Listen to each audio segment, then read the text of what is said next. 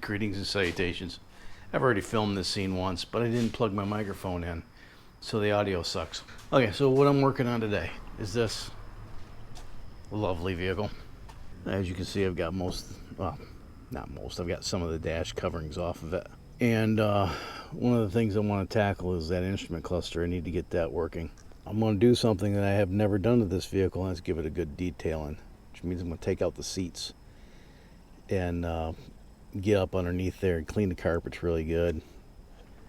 Probably take the center console out and scrub it good and get a new mount for the deal in the back there, the main support mount for the back, so it doesn't do this anymore, because the rear mount that all this stuff bolts to is just plastic, and kids sit on that and it breaks. Plastic gets brittle and that stuff breaks. They don't make those anymore anyway, but this vehicle is just filthy, so I'm going to give it a good cleaning. It's just filthy. It needs to be clean. Here's a good example. Here's the lid to the center console, and I just took a little bit of this Totally Awesome there and squirted it on here and just agitated a little bit with my finger and wiped it off, and wow, look how dirty that is. That's what the rest of the truck looks like. And maybe while I got the door panels off, I'll go ahead and see about taking the door harnesses out and repairing. I know that there's some broken wires for the speaker wires, because when you open the doors, the speakers quit working. And that's probably the source of all my problems with the electric door locks. That's what I'm working on this week. Probably just work on it, a little bit in the evenings when the temperature cools down a little bit, but a little bit started today. And maybe pull the door panels off next. All right. I got almost all the trim out of the inside of the truck. It's filthy. Wow. Really, really filthy. There's the seats. Driver's seat. Good about cleaning that up. That's from my son. For a period of time, he liked to gnaw on my seats. I think the driver's seat too. Yeah. Here. You chew on them. The Malibu's got it too. I took the back part of the rear seat. Where's the other part of the rear seat? Oh, it's over there. This is the part that lays flat. It's got a little oil stain in it. Look at this. Just filthy. We're gonna doll this thing up a little bit. Tomorrow. Oh, good morning. How you doing? Well, I have we've gone down the rabbit hole. So you see, I took the seat covers off. Those are in the house. I put them in a washing machine last night. It didn't turn out as well as I would have hoped, but I didn't do a whole lot of scrubbing on them because, let's face it, they're getting old, a little threadbare, and I don't want to put them through any more than I have to. Let me throw this out there. Any of you Jeep lovers out there, you can find some seat foam for a 97 through 01.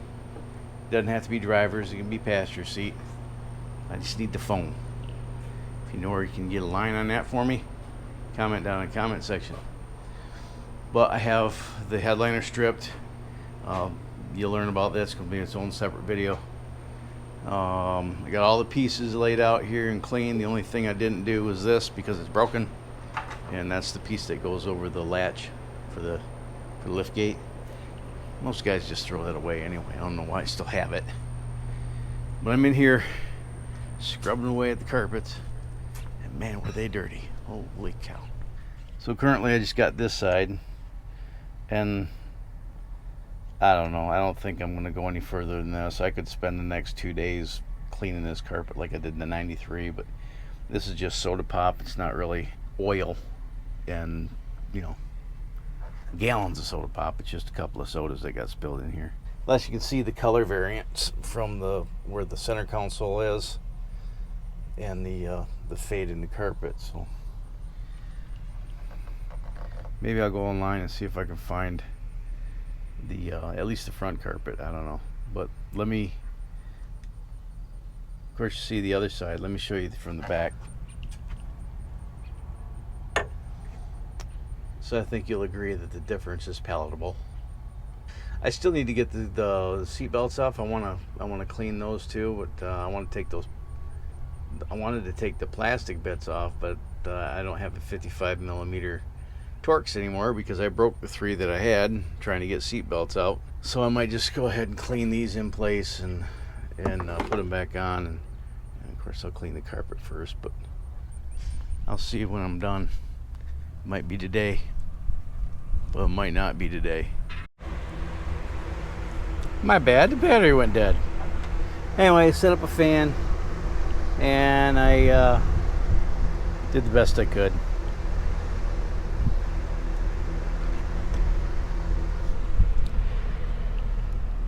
It's not great. Better than it was. It's good enough for now. Probably gonna end up putting new carpet in this eventually, but not until I at least find a 55 millimeter Torx. I'm just gonna leave the doors open for the rest of the day and let that dry out. In the meantime, I've been in here working on interior pieces and getting them dialed up, all armor alled up and such. I got 2 front seats put together. It looks like the bottom of the rear seat, and I'm getting ready to put the cover on the backrest of the back seat. I took all these off yesterday. Yeah, I think it was yesterday. I don't know. And put them in the wash machine, and pretty much did the one seat at a time. Washed them in the wash machine, and they smell divine. Oh, they smell gorgeous. There's still a lot of dirt in these seat covers, and I think eventually I'll probably make a pattern and see if I can't make my own seat covers. I say that now, but that's a lot of work too. The seat back is in the dryer getting warmed up right now. It helps if you're recovering seats to either set them out in the sun or put them in the dryer for a couple of minutes just to make that vinyl supple and a little more flexible, and then I'll slip it over this thing and zip it up, because this one's got zippers.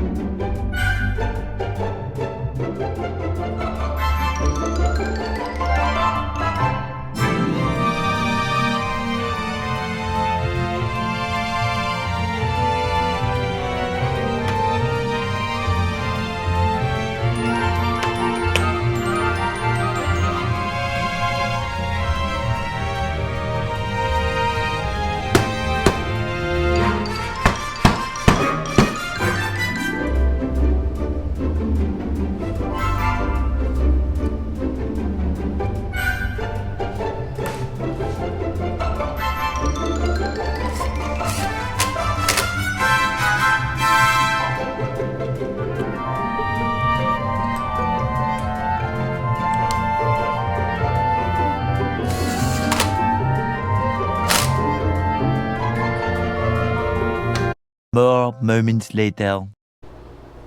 Well, hello there. Let's see. Probably about 4 days have transpired, maybe even as much as a week, since that last scene. And let me just bring you up to date where we are today. I pulled the carpet out of the back and I power washed it, and I tell you what, I got great results. I almost thought about doing that to the front carpet, but I think eventually I'm going to replace both of those. And the front carpet's good enough, and I'm on a little bit of a time constraint, so I need to get this little cleaning project done. Let's say if you have the opportunity to take your seats apart and scrub them, get them nice and clean, and then put the covers in the laundry. Oh, smells so good. I'm starting to put things back together. About as far as I can go. I took the harnesses out of the driver's and passenger side front doors. I wanted to inspect a problem area and look at the wires and see if there's any split insulation or anything like that. And on the passenger side, I found, where are they? Here they are. These are the audio cables. This is for the speaker right here.